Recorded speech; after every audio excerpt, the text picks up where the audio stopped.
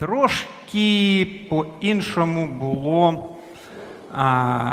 назва моєї презентації, тому що I have changed the presentation name a little bit, and it's state cybersecurity does not equal cybersecurity of the state.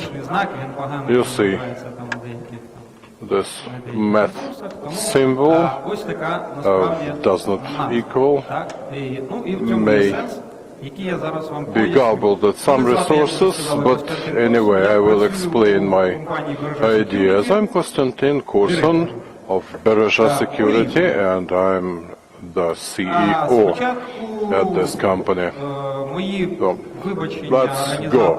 First of all, I would like to apologize to the organizers for breaking the code of conduct, because the topic of my presentation is FAQ responsible disclosure. I have studied their activities and I have no option about the name, but I will be using FRD acronym from now on. So I will speak about the FRD, its paradox. Then I will show you the story and pictures, cover some behavioral models, then the national cybersecurity system, and after that I will present you the results of a survey which was a surprise for me, and wrap up. Let's start from the introduction. Let's synchronize ourselves. Who thinks that cybersecurity is important? Okay, it's evident enough, otherwise you wouldn't have come here. Who thinks that cybersecurity is the most important thing in your life? A couple of people, just a couple of people, 3 people to be precise, at this hall. I don't think either that cybersecurity is the most important thing in their life. Okay, so we have the common language here. Now, with regards to cybersecurity system, it's inexistent, or is existent on paper. I shared this opinion of mine many times at different events and the Facebook. You may cite a famous movie. You shouldn't trust anybody but me. But let's postpone it and focus on the cybersecurity in Ukraine. This is a field having only one fortress which is protected, whereas everything else isn't. This is like presidential administration of Ukraine or Central Election Committee of Ukraine. This is how they look by the eyes of cybersecurity experts. So, as I have said already, the state cybersecurity system is inexistent. It's evident to experts, but it's an emotional statement that should be proved somehow.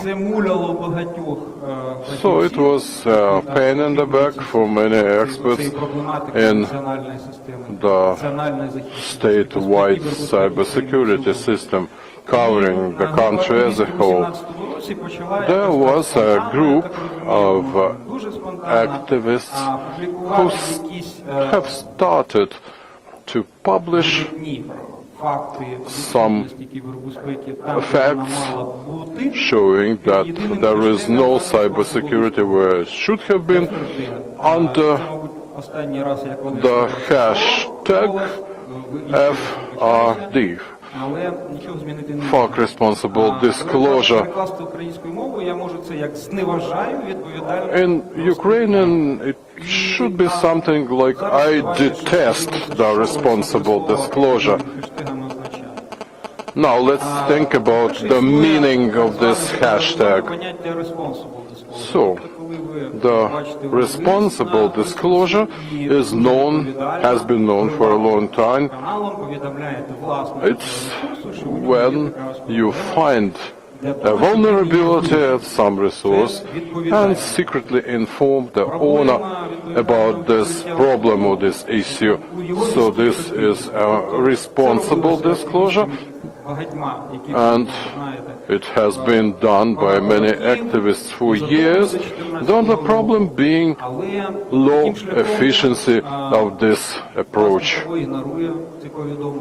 You see, the resource owners may either ignore these information, disregard it, or they may just not want to do anything. But what is irresponsible of full disclosure?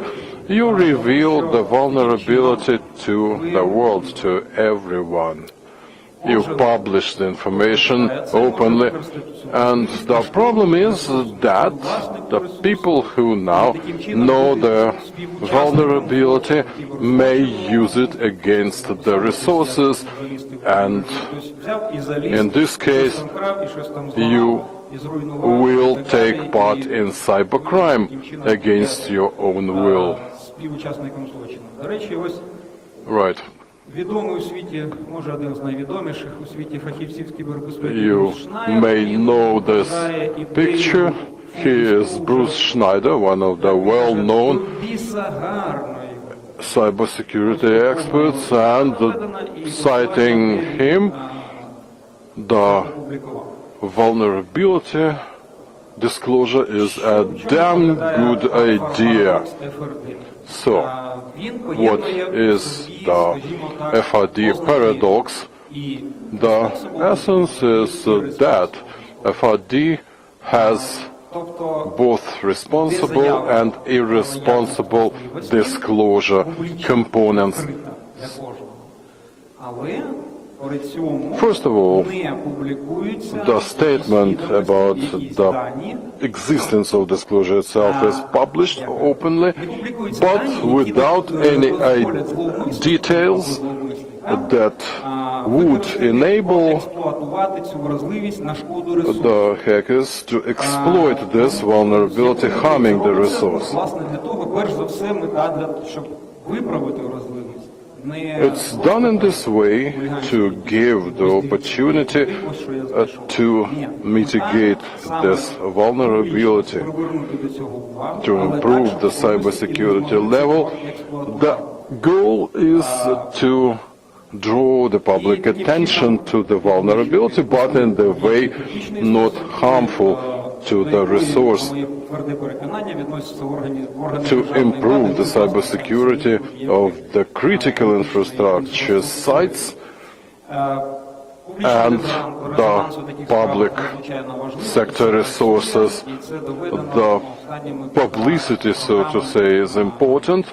It really works, and it has been proven by more than 18 months of activity. Another feature specific for FRD is that the experts who inform the community about the vulnerability do not offer their services to fix the vulnerability. They just draw attention to the problem. They may laugh on the officials in charge of the resource who would have done, but never did, their best to avoid the vulnerability. And these activists would say about themselves, "I'm not a doctor, I'm a pain." What they do is to show the problem and a way not to put aside. One more thing to mention is FRD legal? And is FRD ethical?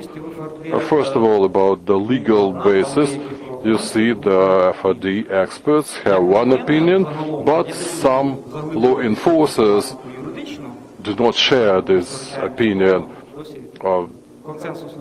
We have not come to a consensus yet, but I think it's the problem of the wallet on the road. It doesn't belong to you.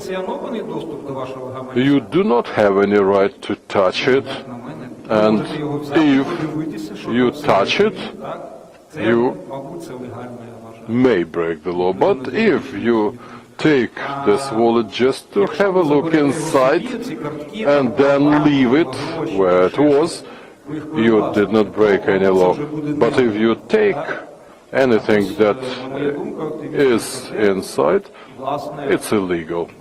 So I think our FRD experts just take this wallet, show everybody what's in, and then put it where it was. With regards to ethics, I think it's the same thing. I will come to it later and show you the slide that illustrates this topic. Now, a little bit of history. I was having an eye on this story right from the beginning. The first case was dated 6th of October 2017, and it was about utility companies. And two utility companies, water and electric power. These guys published shocking data about lack of cybersecurity on critical infrastructure sites. Then they covered nuclear energy company, Energoatom, then Kyivenergo electric power company, and so on. They all had shared network disk, not protected even by password. Then it was at State Financial Monitoring Authority, and so on. I think some of you have seen these screenshots already. This is a screenshot published by Sean Brian Townsend from Water Supply Company. It was open. Nobody breached into this site. Then CertUA, that was shocking because this site belongs to the State Service for Special Communication and Information Protection. They just put in the open a password to the mailboxes. I should say that CertUA should be one of the highest skilled state bodies for information protection, but as you can see, they are not skilled enough to protect their own site. You see, their password was welcome to CERT. I'm sure that now they have a better password. Then, in November 2017,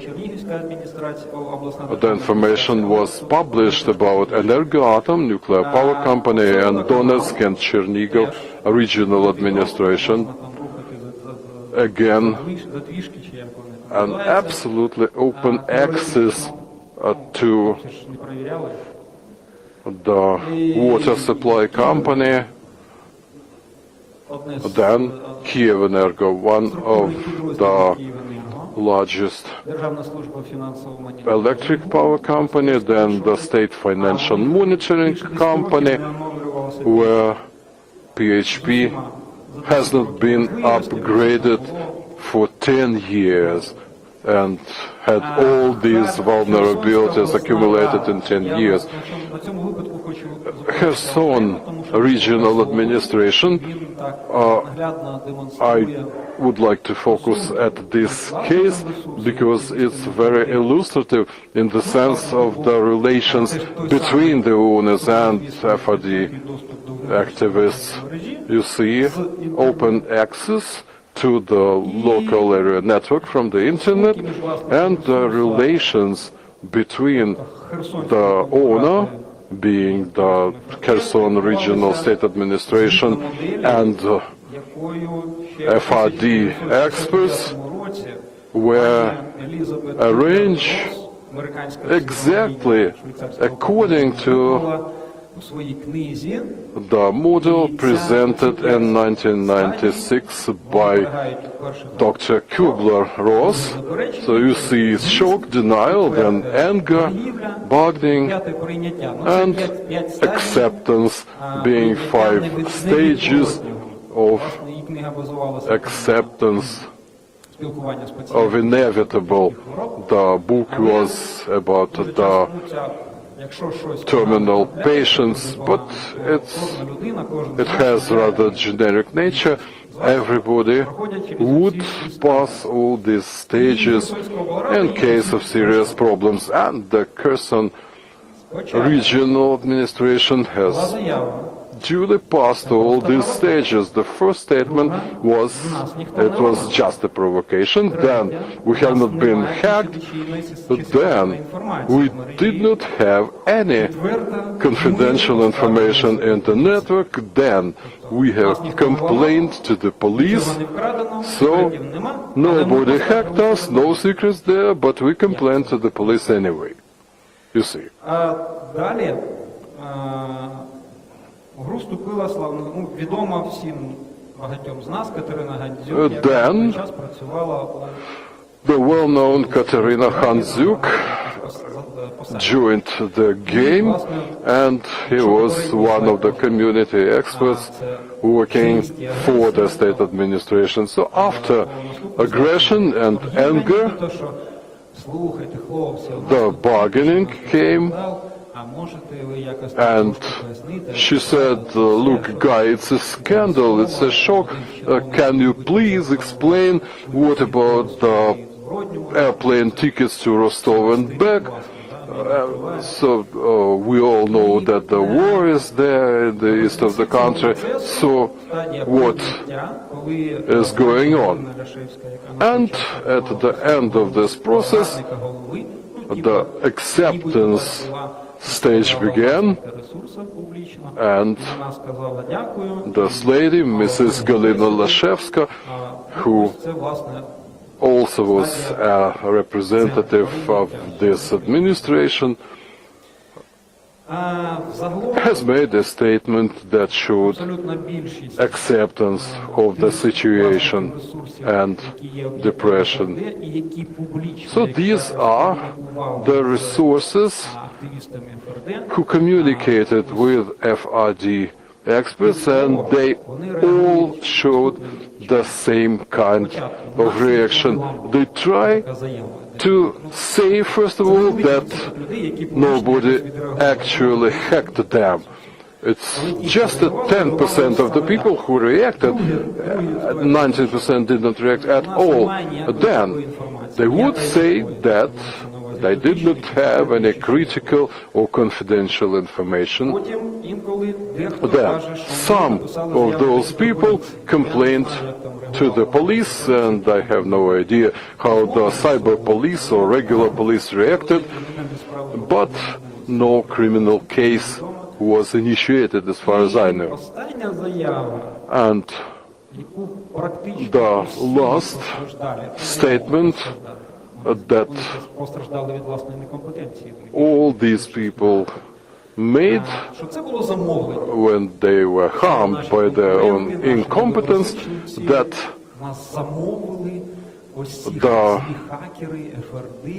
it was by purpose, it was attack initiated or paid by our competitors. Actually it was not, but many of those people think this way.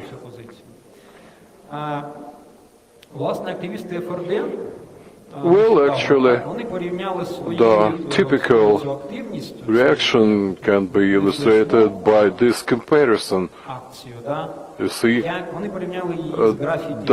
FRD compared their activity with graffiti on the wall If you are the real estate owner and if somebody makes graffiti on their wall, it wouldn't be harmful for you, but very inconvenient.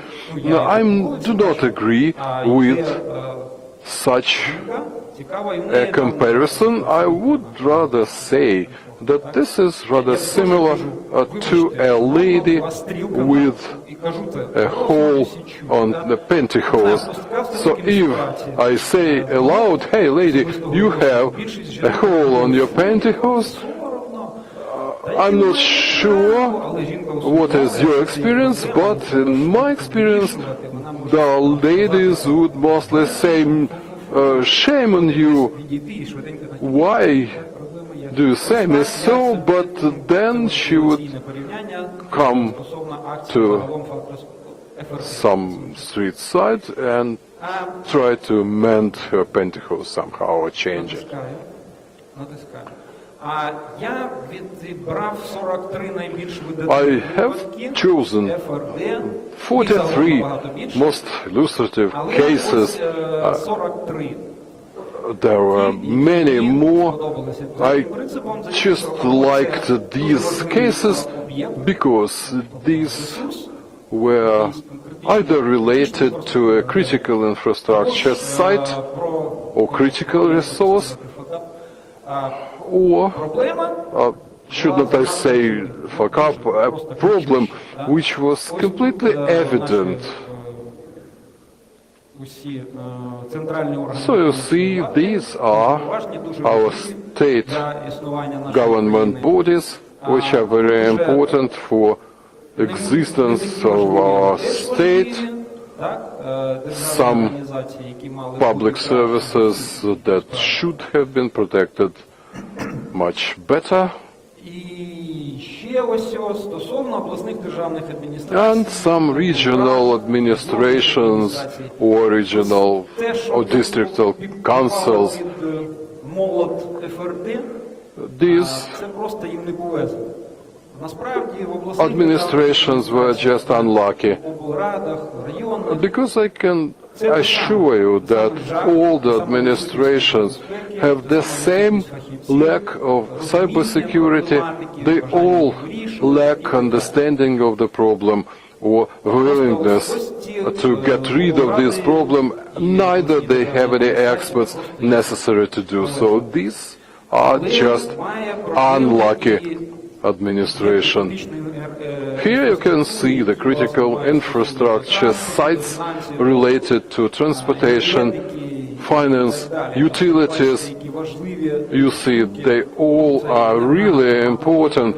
Energoatom managing the nuclear power stations, the factories belonging to the defense sector, super important for the country that has been involved in the war for more than 5 years. The utilities service in Kiev, well known to all Kievites. It's bad in the real life world and even worse in the cyber world. And Lviv regional railways, it's another interesting case which I would like to cover later. The problems were found also at private companies, not the public companies or governmental bodies.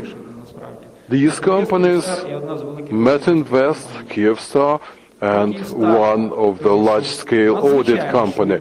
Kyivstar was really quick to react. In an hour after Facebook post, they contacted the FRD people and they have got rid of the problem in just 2 hours, contrary to 5-stage process by Dr. Kubler-Koch. So it was great. With regards to a large-scale audit company, again, I would have another screenshot to show you.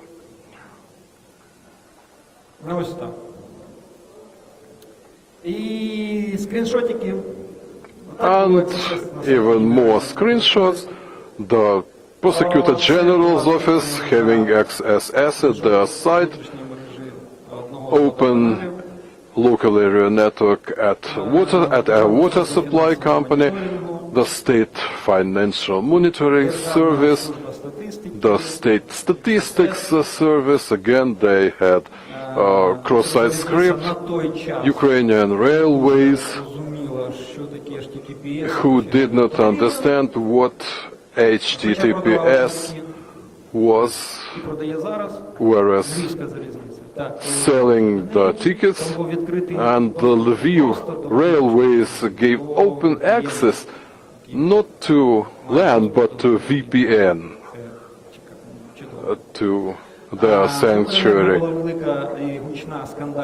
It was a big scandal with Kyivenergo, with Ukrenergo, and it was something like this. A very interesting story, really. XSS in the State Regulatory Service of Ukraine.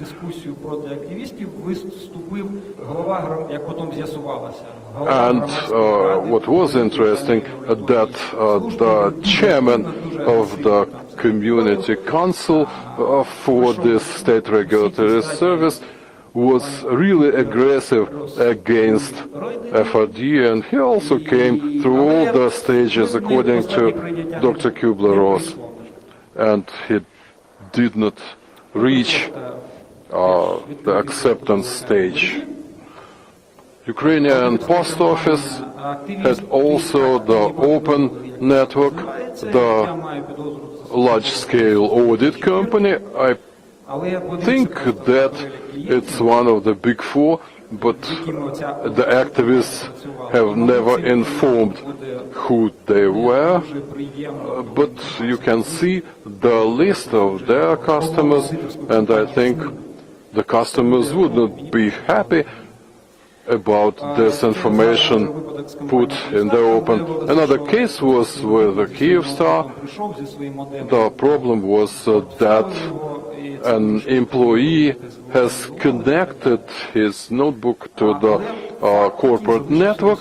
It has been determined and localized very quickly. Mayak plant, belonging to the defense industry, they also opened their network to the world, and you know that we have adversaries enough to do something there. So Metinvest, a large-scale private company, the Ministry of Defense of Ukraine, they decided somehow once that the accreditation center or accredited certification center can be shared with anybody. Nobody knows why, and the National Ministry of Internal's Academy gave access to the internal network with all the officers' list, history, photos, and so on. It was also a scandal.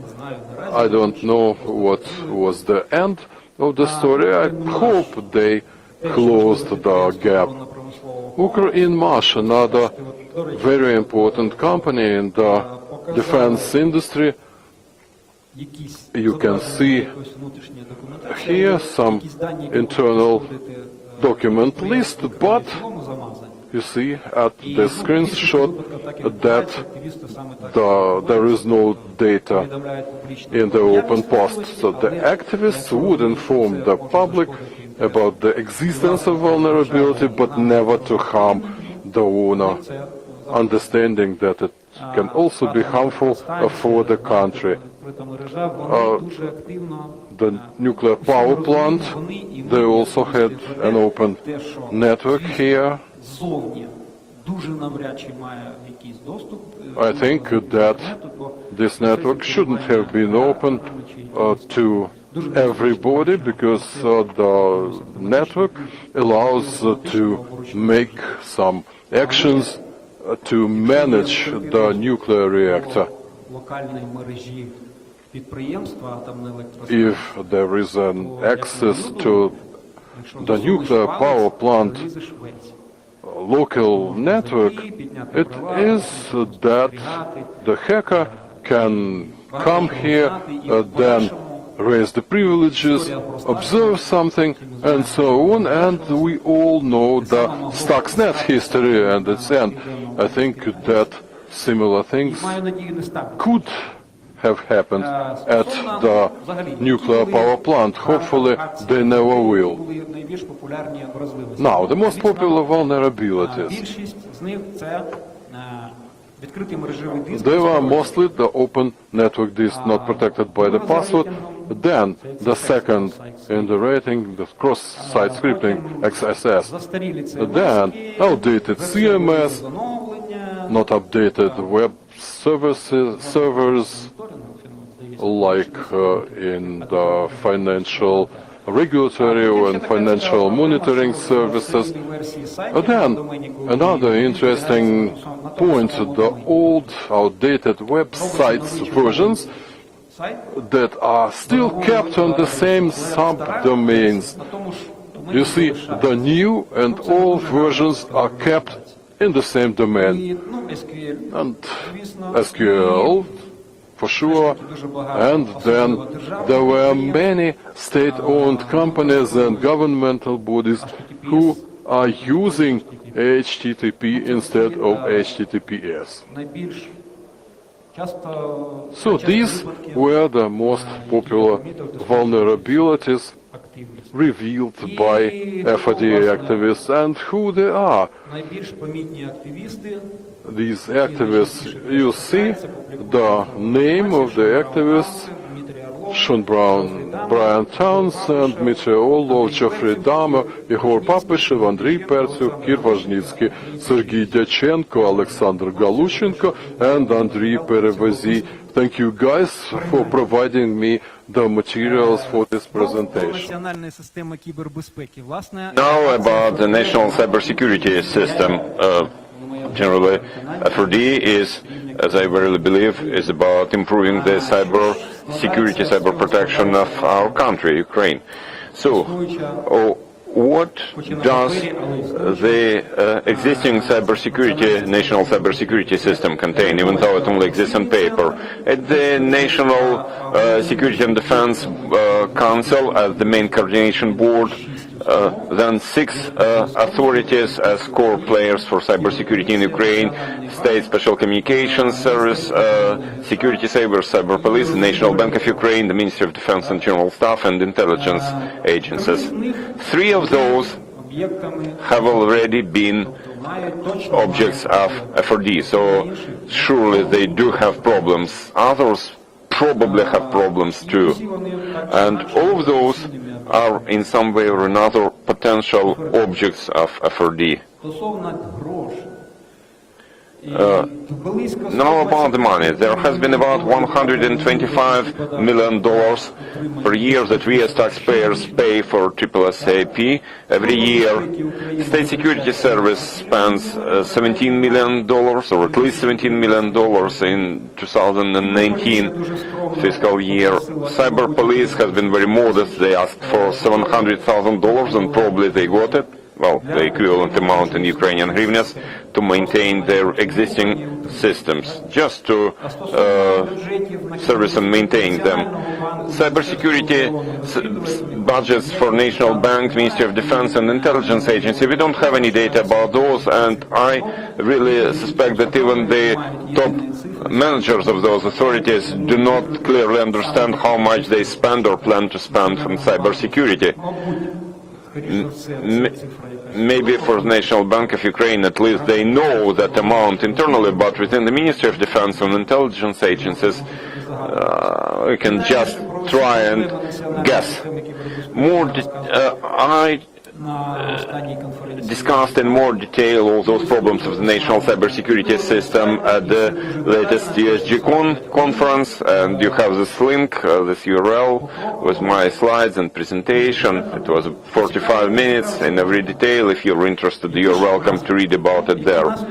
So what are the consequences?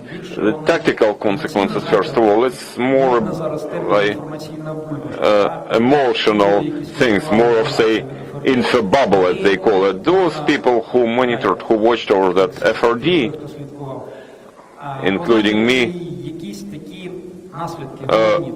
can mention the following. First of all, there is a media hype, especially when it's about the nuclear power plant or water supply company or some other significant critical infrastructure facility. Some of those officials have been fired. Some budgets have been allocated for cybersecurity. One huge energy company announced that they will spend $20 million on cybersecurity. They signed a memorandum of understanding with the State Security Service about cybersecurity. And of course, it contributed to growing interest in cybersec industry. And many people just learned that there is this industry, that there is huge competition, that it has been well developed, that in Ukraine we do have players of significant international level. The number of certified experts has been increasing. I know that in the presidential administration of Ukraine there are about 10 people who got at least 1 or 2 certificates.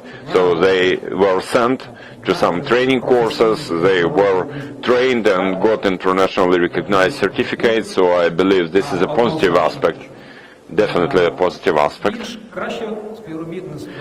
Better level of cooperation between the governmental or public and private sectors.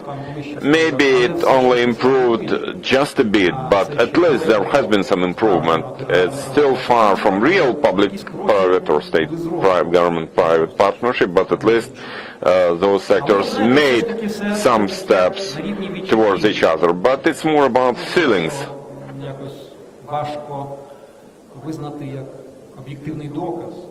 It's difficult to treat it as any objective evidence. So with Vladimir Stiron, hi Vladimir, by the way, I see you. So with Vladimir Stiron we decided to interview top Ukrainian experts on cybersecurity. At least those are people whom we treat as top experts and people we know in person. So we got 23 people on our list, and they answered 3 simple questions. But first of all, I'll tell you who are those experts. 5 of them work in governmental agencies, 13 of them work in private sector. We promised that we'd not announce their names, so I'll not name them, but this is who they are. 4 of them said they are independent, 1 of them said he's dependent, 8 of them work in critical infrastructure facilities, 2 female experts and 21 males. No one is related to that FRD campaign in any way. And unfortunately, we would like to hear from somebody from Cyber Police, but that guy did not find time to answer 3 simple questions, unfortunately. What are those 3 simple questions? First of all, do you believe that in the recent years, since 2014, the level of cybersecurity in Ukraine improved somehow? Second question, if so, then whether FRD campaign influenced that improvement, contributed to that improvement? And third, what are the internal factors which made the most contribution to improving cybersecurity in Ukraine? Now more details about each of those questions. 87% of respondents, of experts we interviewed, said that yes, the level of cybersecurity in Ukraine improved. 4 of them said no, and the rest do not say either yes or no. Say almost 17.5% answered in that way. And I'd like to draw your attention to these answers. Some people believe that there has been some improvement in the commercial sector, while there's no improvement in the state governmental sector. They don't have this feeling of improvement. Some people believe that there has been some improvement, but those changes have not really been significant, and it's at the level of some particular organizations only, so it's not a nationwide improvement. Rather yes than no, some people said said it that way. Якщо рівень кібербезпеки у державних установах And краще, if there has been some improvement in governmental institutions, then it has not been significant. Now to the second question. вважаєте, що це цікаво, як на мене, найбільше That's the most interesting part in my view. If so, if there is some improvement, if there has been some improvement, then whether it has been affected somehow by that FRD initiative. Only 35% of people have said yes. 13% have said no, partially 21%, partial effect but not a significant one, 13%, haven't heard about FRD, 13%, and cannot say anything definite, 5%. So here I was a bit surprised, or really surprised actually. Some people believe that FRD has made the minimum contribution. Some people believe that there has been some contribution, but difficult to say how much. Не можу бути впевнений, один з експертів повідомив. Cannot say anything for sure that that's what one of the experts said, but it definitely affected some level of awareness. Окей. Ось тут представник держави. Here, somebody from the governmental sector Вважає, що said that є інша сторона медалі. there is another aspect to this phenomenon. He said that during the war, if somebody runs FRD and publishes vulnerabilities about critical governmental infrastructure, that's bad. They would better report to law enforcement or to owners of those assets. But sorry, that doesn't work. Responsible disclosure just many people try to do it, but without public disclosure, without drawing public attention to the problem, it doesn't work somehow. So that's what people shared, but at least there have been this idea too. We are still about question 2.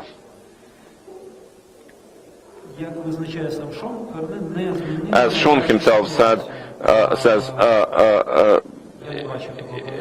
it has not changed the situation to the better. I haven't seen this response from Sean, but indeed activists believe that they cannot significantly affect the whole situation, the big country with lots of systems and networks. And it's still about question 2. Yes, FRD has influenced the situation, but something done by FRD activists should have been done by the state, the government. Detecting the problems, forcing people to eliminate those problems. Yeah, the state should do it, but it doesn't do it, so volunteers have to do it. Now question 3.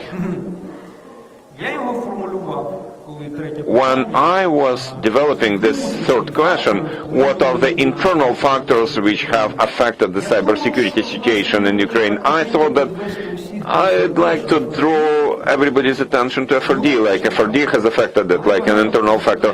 But many respondents, many experts interviewed did not understand this question in that way, or maybe I didn't emphasize it properly. So many people just referred to external factors like NotPetya, those well-known cyber attacks, the best-known cyber attacks. They also mentioned assistance from abroad, from the West, and so on. But it's about external factors now. What about internal ones? Some people answered this question by saying, why did FRD appear? Many people refer to external factors. What were the consequences of FRD? Here I just provide screenshots, some quotations from responses by those experts. So, with the assistance of our Western partners, but this is about external factors. And second, yeah, it has affected somehow cybersecurity improvement, but that's not exactly what my question was about, what I expected to hear. But and the most honest answer, in my view, was this: there is no internal factor, no domestic factor, or at least I cannot name any. In my view, the only internal factors, the only significant visible internal factors to contribute to improving cybersecurity in Ukraine is precisely the FRD campaign, the FRD initiative. And there has been only one expert who somehow suggested that, even though indirectly, that FRD has been this internal domestic factor. Only one expert out of 23. And again, I was very much surprised to hear this, because in the first question, when answering the first question, people, whether cybersecurity level has improved, these are total numbers, and no one mentioned FRD as a significant decisive factor. Well, not bad. So, my question is this: either FRD was not sufficiently offensive, or the core driver was about external cyber attacks, or maybe we have to change the format of that FRD, to reshape that FRD, but if it changes significantly it will not be FRD anymore, or maybe we need to do it in a different way somehow. Maybe some of you will have any ideas. I would be interested in hearing those. And still, I believe that FRD was necessary and useful. FRD has not made sufficient contribution to improve cybersecurity in Ukraine as a whole. And as I said, probably activists have to change something, to change some vector or emphasis. And they have to think whether it should be the same sort of a campaign or something different. Something done by a FRD campaign should have been done by the state, the government, but the state does not do it. And FRD is something bright, emotional, scandalous, and very patriotic in my view. Do you have time for Q&A? Yeah, we have some time for two great questions. Thank you very much. FRD is a topic which is subject to much discussion, much controversy. Yeah, I have a question, if I may. Konstantin, first of all, thank you for your interesting presentation, and I have one brief comment. Talking about the budgets in various authorities, for example, State Special Communications Agency, $125 million. Unfortunately, cybersecurity has a very small part of that money, because it's also about governmental communications, special communication systems, and so on. And again, speaking about other governmental authorities, their operating expenses, OPEX, and some money has to be spent to extend licenses and so on, and development. And if that development is supported by some international donors, then of course such agencies are able to decrease their internal spendings by using external support. Now to my question, you partially answered it, but still, you as a researcher researched this phenomenon, and I would like to hear again what do you think as an analyst. Look, activists have been working within the Cyber Alliance, they published their reports, and now there is some window of opportunities, while there is some bargaining whether there is a real threat for governmental information assets. There is a window of opportunities for some people who are not so responsible, and they would be able to exploit those vulnerabilities found during FRD campaign in a not so responsible way. So don't you believe, or do you believe that it would be more useful for Ukraine's cybersecurity? What is more useful, FRD or responsible disclosure? Thank you for your question and clarification. Yeah, indeed, SSCIP budget is their total budget, not only on cybersecurity. But why does it happen this way? Because under the law of Ukraine, on the basics of cybersecurity in Ukraine, SSCIP is one of the core entities to work on cybersecurity, and many laws refer to SSCAP. So I mentioned the total budget of SSCAP, their total annual budget. Indeed, it includes not only cybersecurity, and maybe cybersecurity is not its largest part. Indeed, you are right. Now, to your question, I personally believe that responsible disclosure does not work, did not work, and does not work practically, in practical terms. So this method has been used by many experts, responsible experts, during many years, and I know for sure that there has been several bright examples when those experts reported by the way of responsible disclosure, nothing was done, and in a year or 2 or 3, the same vulnerabilities were still there in important governmental information assets, and they were still in the same situation as several years earlier.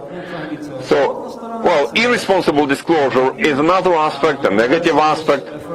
I believe that FRD activists found some middle way, and I still believe that this is an optimal format, the best format, as some balanced way between responsible and irresponsible disclosure, something like that. That's what I believe.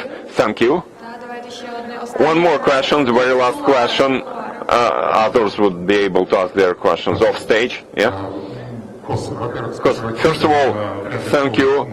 I don't think there would be anybody else to be able to describe the essence of FRD in such a diplomatic and tolerant way.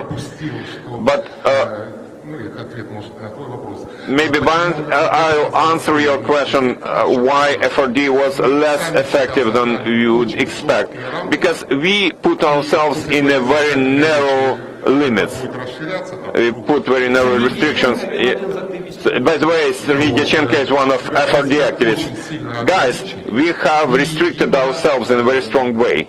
There has been no one step which would be subject to Article 361 of the Criminal Code of Ukraine. We only did something using open assets. Now, questions? Yeah, my question is this. Because you said that SSCAP, State Special Communication and Information Protection Service, is the core player. They recently confirmed it. There was some discussion also on Facebook to discuss their initiative that all state authorities should use the internet through providers certified by them and have their state-certified information security system. And I'd like to say that during FRD, all leakages found in state governmental assets and infrastructural assets and everywhere had nothing to do with internet service providers, nothing to do with ISPs. There has been no one event where ISP was involved. And believe me, I also know something which was not reported within FRD, and I believe that whether an ISP has or does not have that comprehensive information security service certified by the state, the government, it has nothing to do with the actual level of security. Is this a question? Please confirm it or agree or disagree. Briefly, yes. Yeah, of course I believe that this governmental concept of comprehensive information protection system is a very much outdated set of rules, but even though some people believe that if created properly this is an effective way of protecting information, but actually I believe that when they require that providers, ISPs, have that comprehensive information protection system, as they call it, I don't believe this is a proper way. Actually, it does not protect against anything and secure anything. Actually, this is a very much corrupted area. And it's important to create a protected perimeter, and you have to do it, but unfortunately, the SSCAP is not a skilled arbiter to judge on these things, even though they try to position themselves in this way. Have I answered your question? Yeah, thank you. Thank you. Thank you, Kos. Let us welcome Kostiantyn.